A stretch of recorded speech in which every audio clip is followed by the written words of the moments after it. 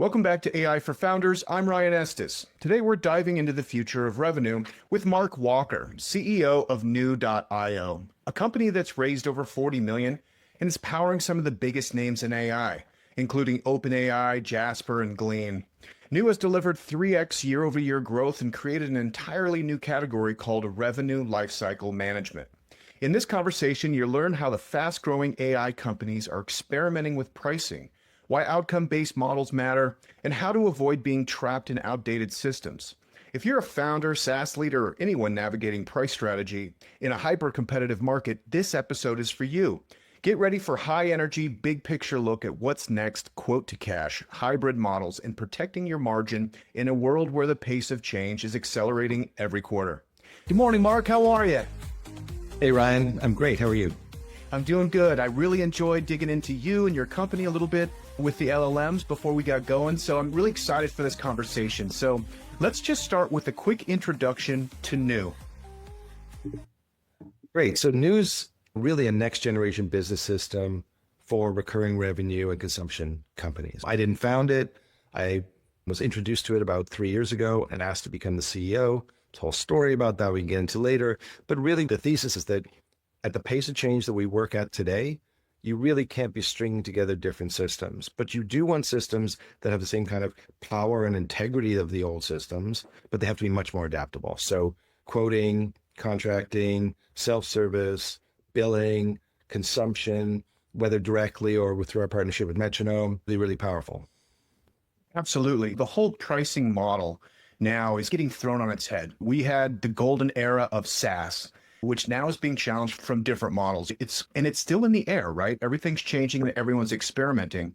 So maybe you can talk about the shift to usage base to or from a subscription model, but also there's hybrids and how New is like helping companies adjust to some of this. It's a really good question. And it's a really interesting question because we work with most of the major AI companies. Some of them are really well known, they're all really well known, but that we're working with them is well known. So OpenAI and Glean and Jasper, people know about those.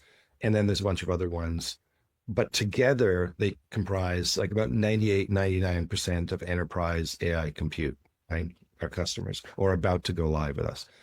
And the really interesting thing is none of them are running the same experiments, because we get to see all the pricing models that they're using, right? And so there's all these different variants that are emerging. And then what we're also seeing is that this is in the same way that SaaS radically changed how pricing worked for all software. The emergence of SaaS did that about 20 years ago. That's having an impact on everybody else because we're starting to see the same questions raised. And you can see the reaction of Salesforce. Like the reaction of Salesforce is kind of like that. We're seeing this cascading impact on business models. So it's really interesting. We can get into it in more detail about what we're learning about what experiments people are trying. I think it's too early to know what the right answer is. So I think and also remember, a lot of these parts already existed before. It's not like Snowflake wasn't running a token-based consumption model like 15 years ago. They were. It's really people are now optimizing and trying to balance it out.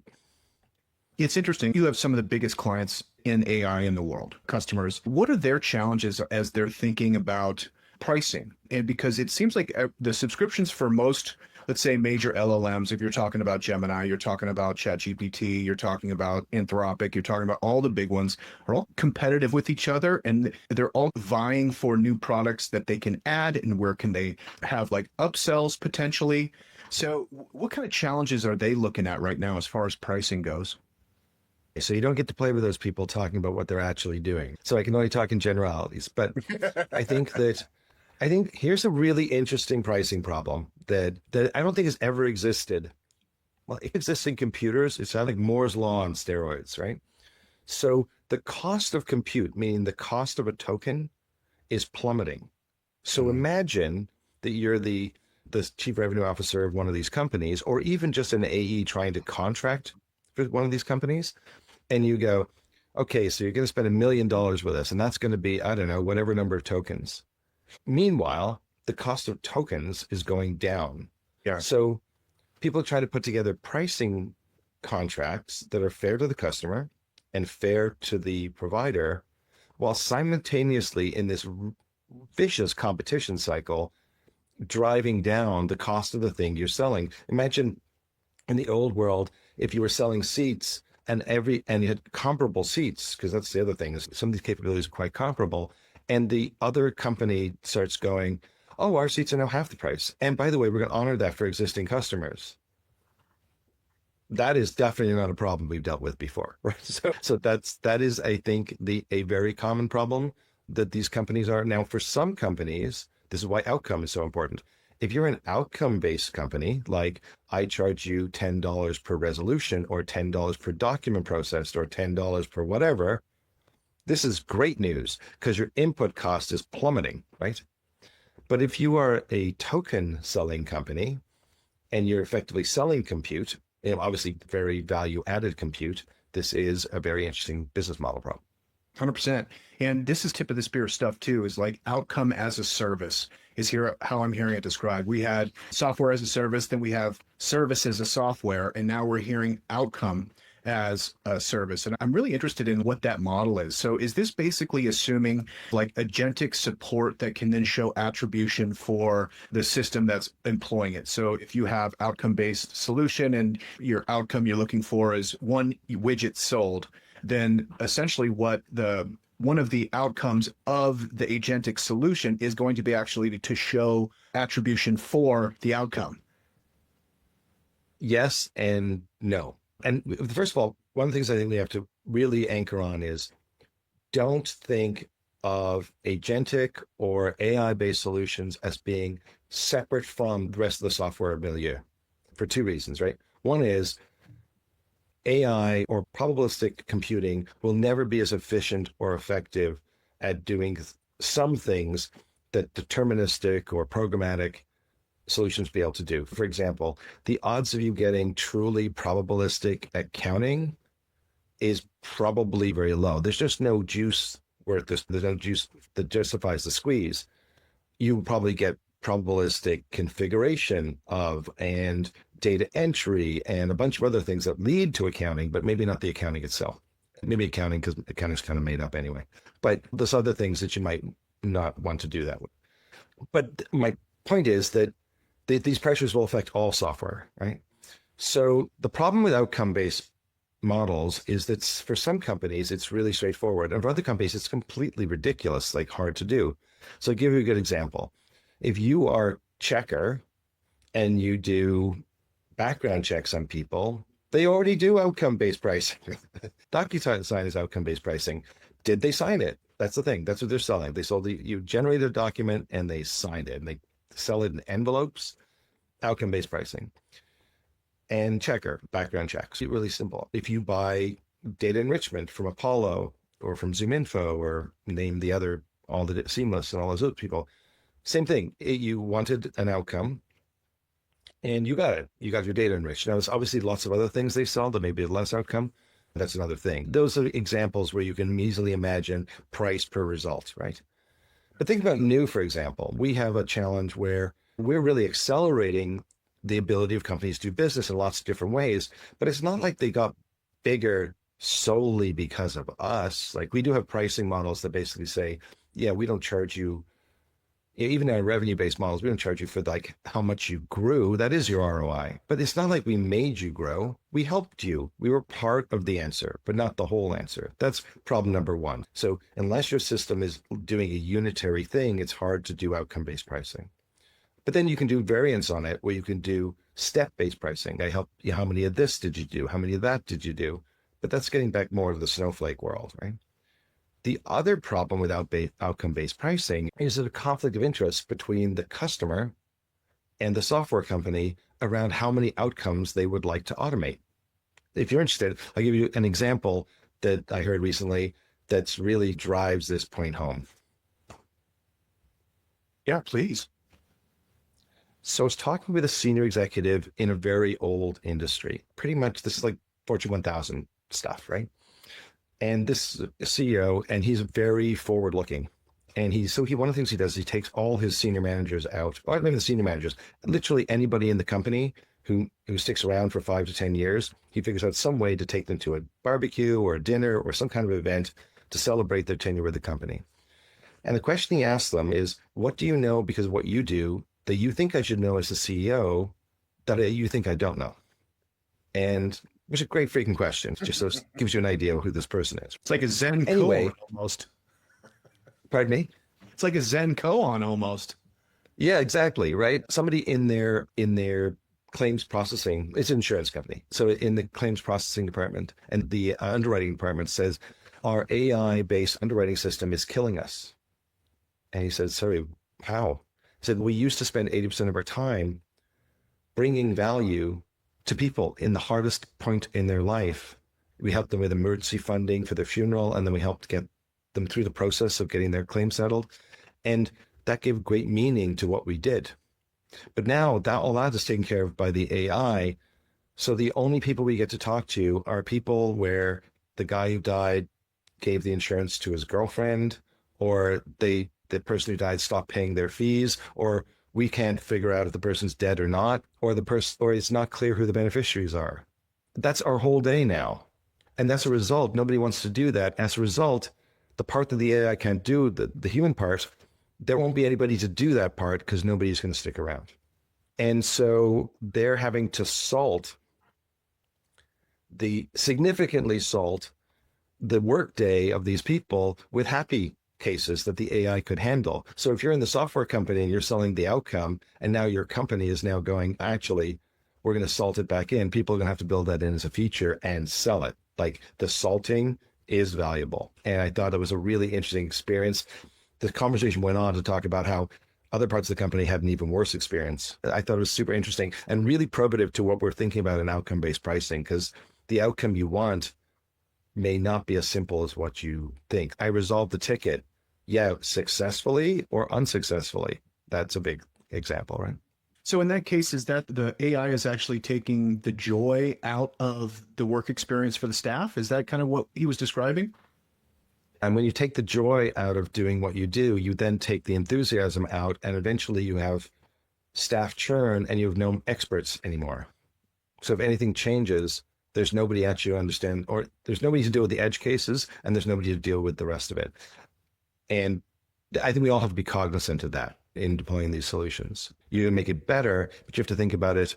What's the ultimate objective of the company? Is zero humans the objective of the company, or is it actually a cadre of enthusiastic people with high esprit de corps who are looking after your customers in the hard cases? That's going to be the hard balance. That's, I think, cross-category. It's like the promise of robots is they take the drudgery out of our life.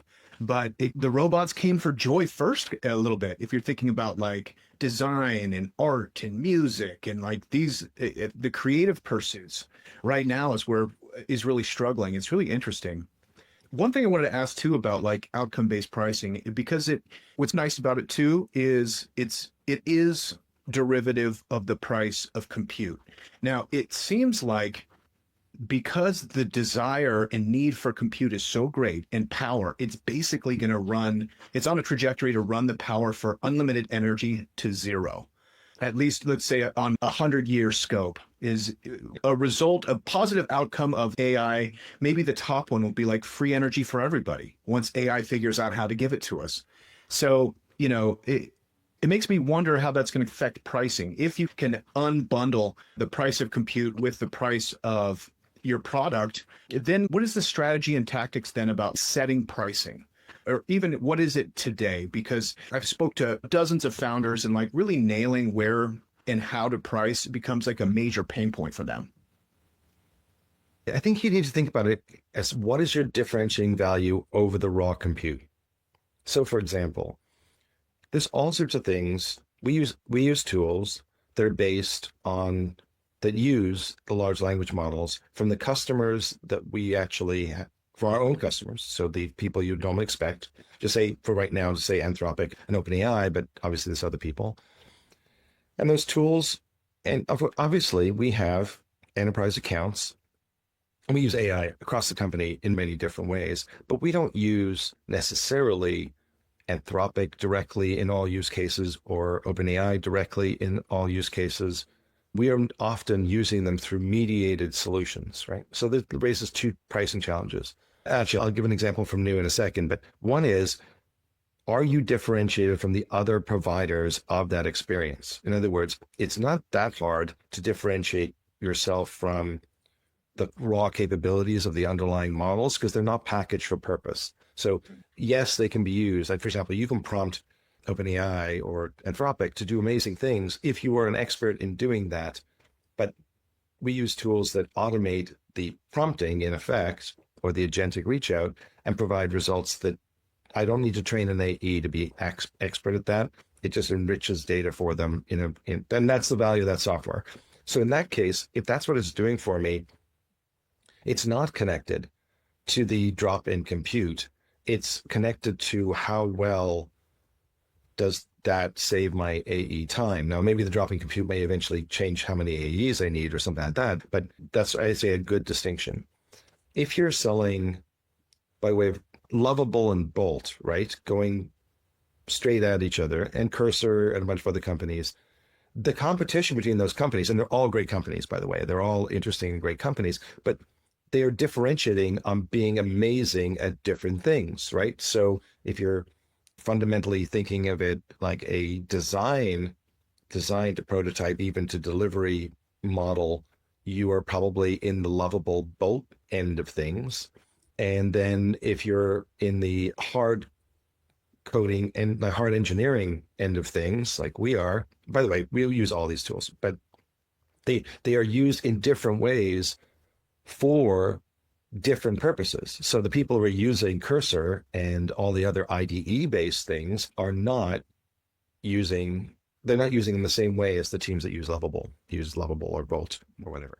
Make sense? Totally. So you have to drive differentiation that is unique to you, and then you can price it based on the value and the increased efficiency for the end customer. And if you don't do that, you are going to get either eaten by the model providers, which I think is a relatively low risk, but getting eaten by the other competitors is a very high risk.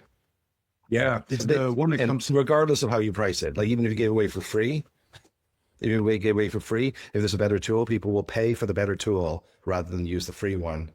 It's not as good. And isn't everybody just scrambling for that now? Because Google is just notorious for just making the best tools in the internet with the best business model and making everything free. Whether that was Gmail or that was like Google Docs and the things they provide, Google Maps. It's when you think about the product rollout for Google, that's really what they do. Now you can see that maybe they've had a little bit of fumbles with their products along the way as they're introducing all their AI products, but man, they're on a roll now. So how much of that is considered now when people are thinking like, okay, if we look at history, Google's going to come out and launch a competitor to our product for free in a matter of time. Getting it right and getting the value right, getting people locked into that certain platform is crucial. So I'm looking at this now, and maybe everybody is, because there's so many amazing tools. I'm pretty committed to Lovable. I've built a bunch on there, and I feel familiarized with their machine, but I'm always trying other stuff and comparing it to it. So, the loyalty base, at least for me, is probably just with familiarity and then, of course, price consideration, because at some point, I don't know what the max is I'm willing to pay for all the AI subscriptions, but it's probably pushing $200 at this point. And that's just using the pro level entry point to all of these. How it pertains to the models and just the ability for companies, whether they're AI native or they're spinning up AI products, like that. Why new is so important, because you can experiment, you can find the threshold, you can show multiple pricing options where people can make a decision. Oh, does usage based feel better for me? Is it just a monthly subscription, set it and forget it, is what I want because I love the product, I want to do that. Figuring that out is like a very complicated process. Not only that, if you don't have a centralized place to like organize all that things, if you need to make changes, man, you got to find 20 different people that have the passwords to change everything across the board. And you got to explain your change to each of those systems. In other words, but something I was going to say, digging into this, right? So New solves this problem and has this problem, which makes it very meta, super fun, right? One of the major reasons, I would say, actually the reason why we've won all the AI companies is because they know that they don't know what the next step is. They know that this is true. The pace of change has changed. This little sort of calculus on my chest here. They know that's true. And what they don't want is to be locked into a system where they can't experiment, because the problem with experimenting in business models is you're stuck with the experiments. Like, even if you decide, hey, we're going to price this based on the number of rabbits you own, guess what? You're now stuck with counting rabbits. And that's what you have to do, at least for the next 3 years. And just think how intimidating that is, right? So by having these unified systems, or having systems that play nice with others as well, then you could de-risk that. But I'll give you an example of what's going on for us, and then how that cascades into our thinking about how to build an AI product, at least in our world. So the first part is we sell the same products on completely incompatible revenue models all the time. So we have customers who buy CPQ on seats. So you can buy our CPQ without buying our billing, or you can buy our billing without our CPQ. But people buy CPQ on seats, but billing on percent of revenue. And we have other people who say, I'm giving you a percent of my revenue. I send $1 million invoices. I'm not giving you a percent of $1 million to generate an invoice. I'll pay you $10, right? An invoice. Other people are saying, I'm not paying you $10 an invoice. The invoice is only $200. But this flexibility in pricing model allows for us to have conversations with people, say, where do you see the value in our software, and how should you buy? But we're not worried about people all of a sudden radically switching. So this takes a lesson. The data model and owning the data and adding value off the data, the more data we have, the more valuable the system is, becomes a very important defense. So if, for example, your company uses Lovable, right? Say you use Lovable and you're amazing and you're great, right?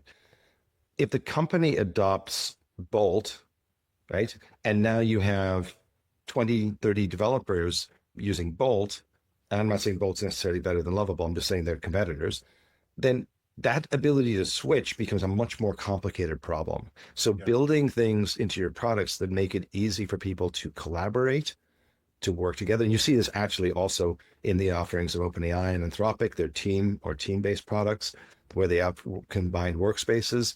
These things actually are what anchor people, because it gets built into how you run the business and makes it much harder to switch. So when you think about it, what I would think about is that. The other part I would think about is if your value added is not the underlying model, and certainly we're about to release our MCP servers and all our agentic capabilities, and the real fun thing for us is we get to build those and test them with the people who are creating the technology that they run on.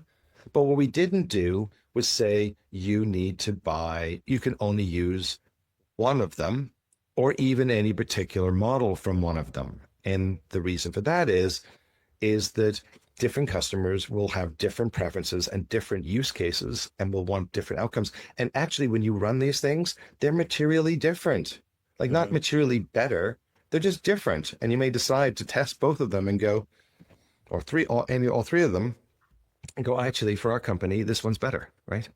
The other thing is that they consider whether you really should be including the compute in the cost of your product at all, right? Because if there are multiple providers and you don't know which one of them is going to be the best, it might be a good strategy, as we are doing at New, to say, hey, you can bring your own tokens, right? You can bring your own tokens. And why would you want to do that? If you are very sensitive about what data you're exposing, you might not want to just dump it into a general machine. You might say, nobody literally wants to put their product and pricing into an account they don't know what is learning from. Like, imagine, now the account's going, I recommend you price it this way because your competitor X is pricing it that way. That would be a complete disaster. So our view of it is that security and portability is going to be really important in the competition. You mentioned the shirt. I need you to unpack the shirt a little bit, because I've been looking at it. Black t-shirt gang, it's Friday, let's go. So explain the meaning of the shirt. Okay, so the back of it is the actual words, and it's something I've been using to explain. Oh, by the way, anybody can have the shirt. It's get.new.io/change, and you say how big t-shirt you want. We'll send it to you. It's about a way of us all thinking about what's going on. So the thing I was trying to explain actually when I was raising money last time about why all these AI companies were choosing New. And I was basically explaining to VCs, really simplify things to VCs, but I also want to blow their mind. So I said, okay, the thing you have to understand is that the pace of change has changed, right? In other words, things are not just going faster, they're going faster in more ways and faster than they ever went faster before.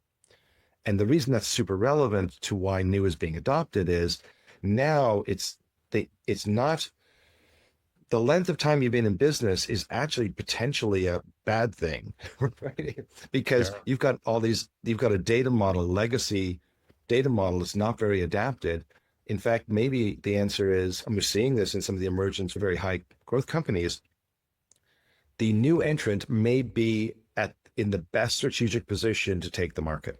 And so you have to think of very short planning horizons, very short delivery horizons, and think about the fact that whatever thing that you create, unless it's really deeply well thought out and complicated to vibe, for want of a better term, somebody else is going to be able to catch up in feature. So it's better be something more than just like feature function that you're selling, because that's going to be really important. So certainly a lot of the chief executives we talk to, this is actually the sleep at night problem is this. And then because we're a heavily engineering product-based company, we wrote as math, right? So by the way, the real tertiary we're shipping, one of my team came to me and said, that should be a V, not an X. And then he goes, no, it's the velocity. It's the pace of change of the velocity that's changed. And then we go, second derivative of velocity that's actually really changing. And I said, okay, you're right. It should be V. Yeah. Yeah, the physics guys are always ruining my UFO talks too. It was the same conversation as, can I get one of these shirts? And I can't get some for my friends. So yeah. Where can you get it again? Oh, just go to get.new.io/change. Cool. And you can just ask for it. It's not a product. It's just fun. It's just a fun thing to wear. It's great too, because it is the can't sleep at night problem. If you can really only plan a quarter at a time, because boy, in 3 months, the world might look really crazy. How do you sleep? I'm in the same boat as everybody else in some ways really well. I think that having a company, first of all, I didn't found this company. I came in because we have an out and out genius running the company, and she's amazing, Tina Kung, and she never sleeps. So that helps me. She's just an incredible bundle of creative energy and engineering brilliance. Tina and I openly talk, and people say to us, hey, what's your roadmap? I'm like, are you crazy? The roadmap at least on the AI side is 3 months long, because if we built it 3 months ago, the capabilities that we have to work with are so different. It's a bit of a joke. Like, actually, of course, we know what the actual key features are, but the capabilities of them are really changing. I think the biggest concerns we have at New right now is how actually to work with as many people as want to work with us. Is a big problem, because we are doing major enterprise system changes, but we're using a lot of AI to compress that time period. I have a big worry is how do we possibly do this? And actually, a funny story, we're building out new enablement things that are driven a lot by AI, and part of it we've introduced training for our customers so they can be more effective, and using the training and some of the AI enablement capabilities that are in our platform. One of our customers actually accidentally went live. So at the end of the training, they went, oh, at night, we built the entire thing. And they were like 95% right. And so that's super exciting for us, because by the way, if you're in a consulting business and you think your job is hands-on keys, that's going away. If you really should be losing sleep is if you sell consulting and you do a lot of typing, that's going away. However, if you do consulting and you do a lot of advising about what to do and how to adapt, that's becoming more important. And that's a really interesting thing. But that's not something I worry about. It's something that I know that a lot of our SI partners are focused on. Amazing. Your customers are some of the biggest, coolest companies out there. And largely, it seems because you actually created a category, revenue lifecycle management. And I was reading a great quote where you said, the old way of selling is already dead. Maybe you can walk us through the new way of selling and how that helped enable to get these unbelievable customers. And by the old way, I don't mean to say that nobody was doing this before. always things are on a spectrum. But if you think your job was to go out, bro somebody, make a relationship with them and talk them into something because, I don't know, because you have reputational strength or because you're a super nice person or something like that. That's what I meant by the old way of selling. Hey, hey, this is what we do. Here's the problems you have. Here's how my product solves your problem. Buy it. You think, how can that be done? That's actually why somebody should buy a product. The problem is the process isn't going to be the same at all. What's going to happen is your marketing is going to reach out to somebody and it's going to touch them with some value offer, right? And the person's actually, I do want to do that. Actually, frankly, I do want the systems that OpenAI and et cetera are using. And what are they going to do next?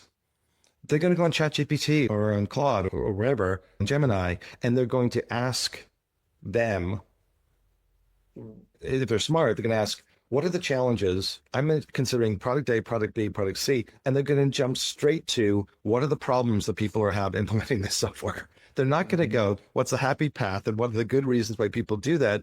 They already got that part from your marketing. They're now immediately going to go, who failed and why? And so, what are the horrible side effects here?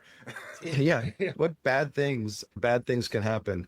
And so this has always been true. HubSpot been talking about this for a long time, but there's a big part of the original Salesforce culture, I would say, was this commitment to this idea that you enable people, you help them be successful, you do all this sort of stuff.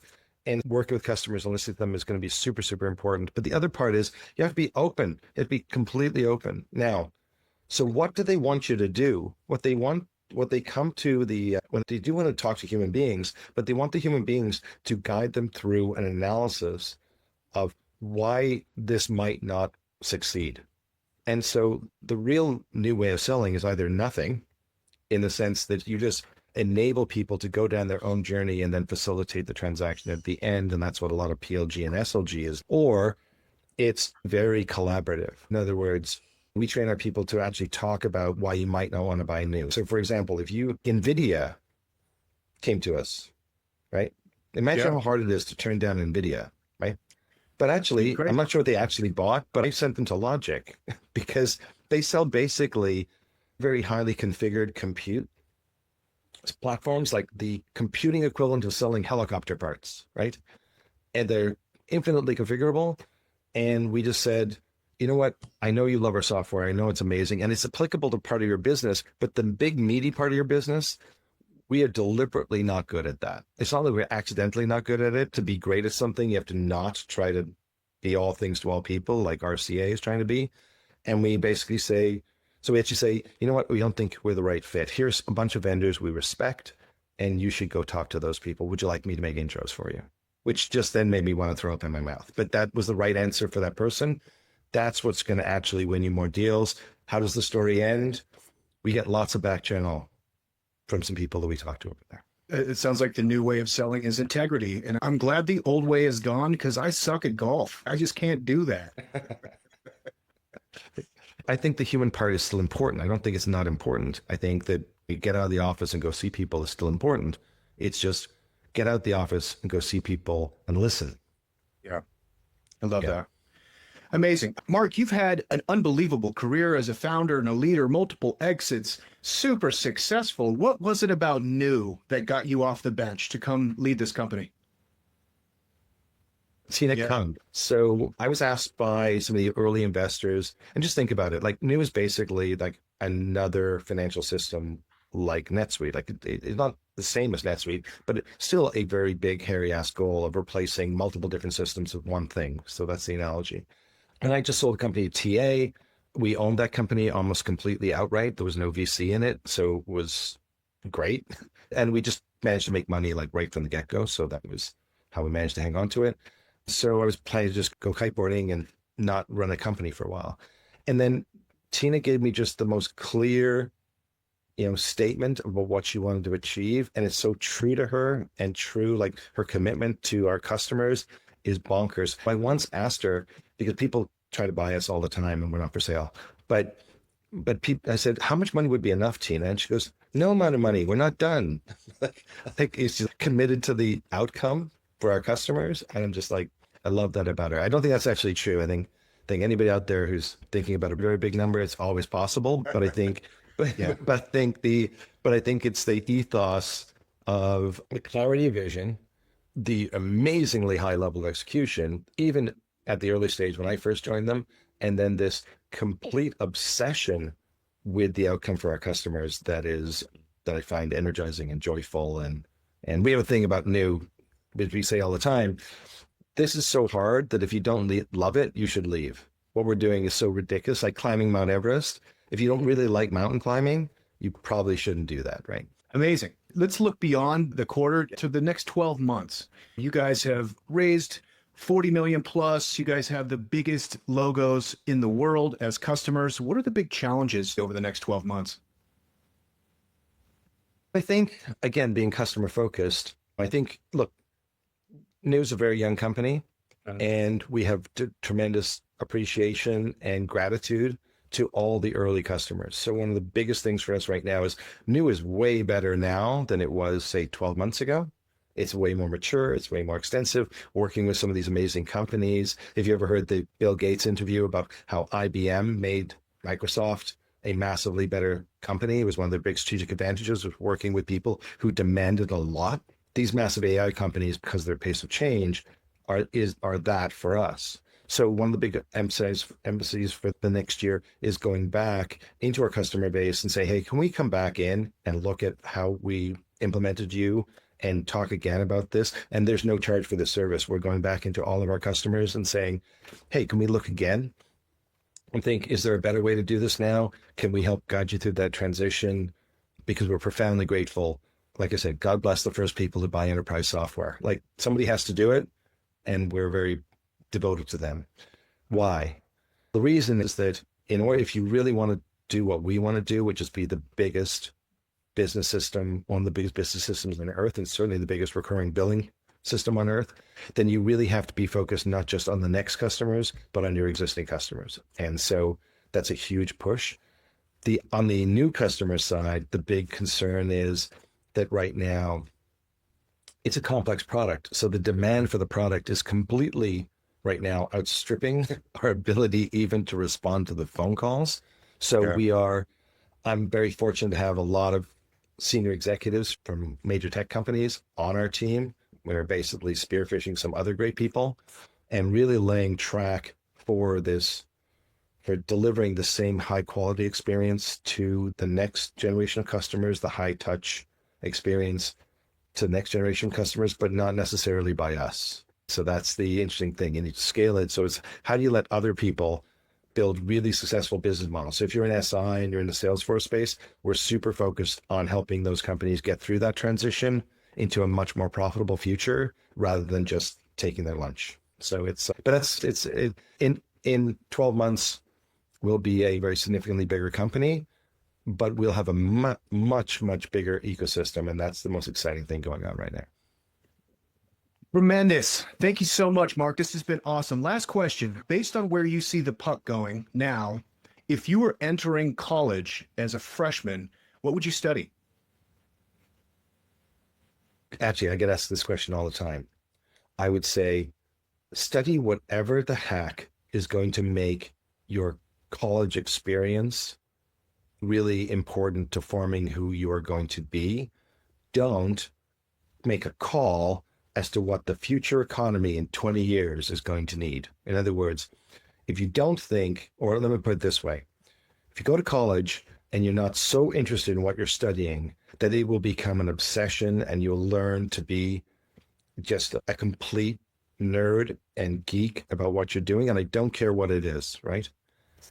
Then don't do it, because your future value is going to be that you are able to go deep on stuff and that you are thoughtful and that you have a perspective. It will not be that you learned how to do marketing communications. Like, the way in which marketing communications will be done will be so different from the way you learned it that you won't get any value out of it. But you could still do marketing communications, but do it in a way where you are not mailing it in, no pun intended. You're actually going there and do socialize and do enjoy the college experience, but just understand that what you are investing in is you, not in some company's future cog for you, because there's very little chance that you will call that right. If you were really into mechanical engineering, you should go and study mechanical engineering. And I don't know exactly how mechanical engineering will be in that time, but you will, right? You'll get to experience that. But if you go there because, I don't know, somebody told you should do mechanical engineering, or frankly, computer science, right? And somebody says you should go into computer science because there's going to be a lot of jobs. That was never a good reason to go into computer science in the first place, and it's certainly not now. By the way, can I ask you a question? Do you think we're heading towards the AI 2027 future, or do you think we're heading to the Jetson future, where everybody has a job but they don't work as much? Where do you fall on this? Boy, it really depends on if I've had my coffee yet or... No, I think we're going to a Jetsons future. At least that's the future I want to believe. Part of the reason why I started this podcast is to explore that very conversation, because I tell you the truth, I was feeling a little pessimistic, a little scared about it. But talking to people working in the space and building is very reassuring. And also, you seeing how great as some of these products are, boy, they're also half-baked in a lot of different ways too. I'm a strong believer that humans are going to pull it together. And I really like your answer too about studying in college. I've asked that question dozens of times. It might be my favorite answer. And it reminds me of the way Miyamoto Musashi talked about the way of the sword, and how by studying the sword with such intensity, he saw the way broadly in all things and was able to become an expert flower arranger based on his experience with swords. So I really appreciate you for that answer. I'm going to go back and read that. That sounds fascinating. Look, I think it's the other side of this is one of the things, if somebody is building an AI startup and you're wondering whether you have the right tools or things like that, I just want to make one last point, is this is really complicated and what you're doing is complicated. Reach out to us. Like, frankly, if you're like under $20 million, you can just have our stuff and we'll help you grow your company. We all have to accept that we all have to learn. So why would I want to be working with little tiny companies when I work with the biggest companies in the world? Is because I want to learn. I want to learn from them. And I think that's the other thing we all have to do, whether you're going to college or whether you're already an established executive like myself. You have to understand that what this means is you actually don't know what you don't know. The other thing I would say to people is share your ideas, share your objectives. The value of closeted intellectual property has gone to zero. Nothing grows in the dark, right? Instead of saying, oh, I don't want to tell anybody because they're going to steal my idea, they're definitely going to steal your idea. That's definitely going to happen. What you want to do is build a community around you of people who believe in you and want to make you successful. Don't program in your cave and hope that they'll come. Go out there and talk to people and understand and get their perspective. And if it turns out they talk you out of the idea, that's probably a good thing. If it turns out they can't talk you out of the idea, that's a better thing. But I think we all got to basically be very humble through the next, maybe forever. Maybe we should always have been doing that. But I think that's the other big thing. You try to be humble. Extraordinary. Mark, thank you so much. What's the best place for people to connect with you online? LinkedIn. I live on LinkedIn. It's where I recruit.